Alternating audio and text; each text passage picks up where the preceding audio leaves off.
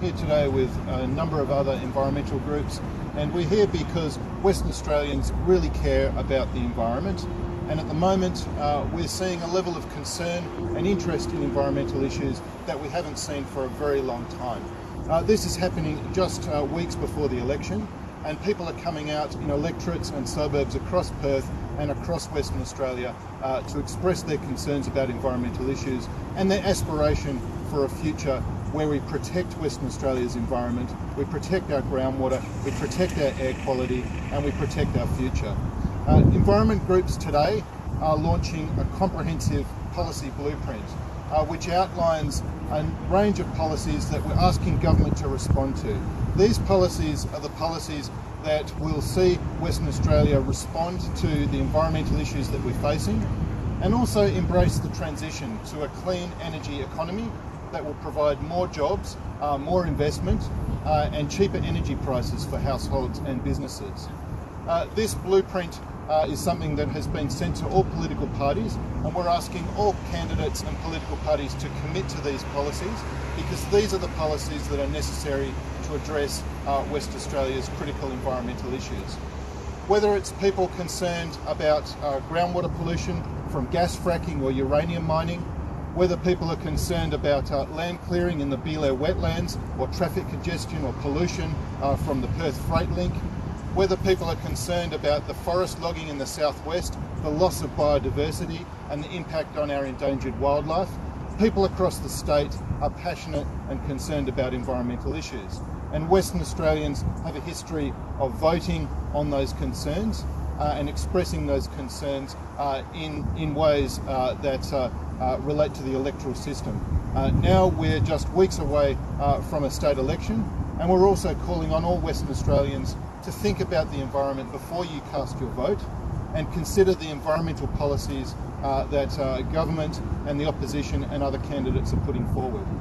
This policy blueprint today is a clear ask and a clear set of expectations, and environmental groups will be measuring the priorities that are being put forward by the different political candidates against this set of expectations, and we'll be making it clear to our supporters and people across Western Australia how those political parties stack up on environmental issues. How would you rate the Barnett government, A to F, I suppose, well, in terms of what they've achieved in the 2 terms? The Barnett government has got a very mixed track record on the environment. We have seen some positive announcements with marine protection, particularly in the Kimberley, but more recently we've seen some very concerning developments.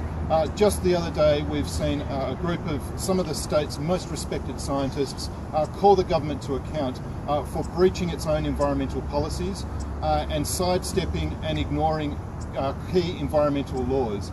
We've seen decisions to start bulldozing in the Belair wetlands. We've seen decisions to approve uranium mines against the advice of the EPA. We've seen decisions to allow gas fracking without any environmental impact assessment. These are not decisions which Western Australians support, and we expect better of a government. We expect a government to stick to its environmental policies and announce a plan for addressing Western Australia's environmental issues before the election. Western Australians need to know where their political parties and their candidates stand, and that's why we're asking political parties and candidates to make that clear to voters before the state election. Is the next government going to be a government that allows gas fracking wells across our state, drilling through our groundwater and polluting our farmland? Or is it going to be a government that embraces a clean energy future and the jobs and investment that will come with that? That is what Western Australians overwhelmingly want, and that is what we're asking of political candidates and political parties in the lead up to the election. It's a pretty comprehensive document. What do you say the 3 top things that you want as a collective group? People are expressing their support for a range of different issues across the state now.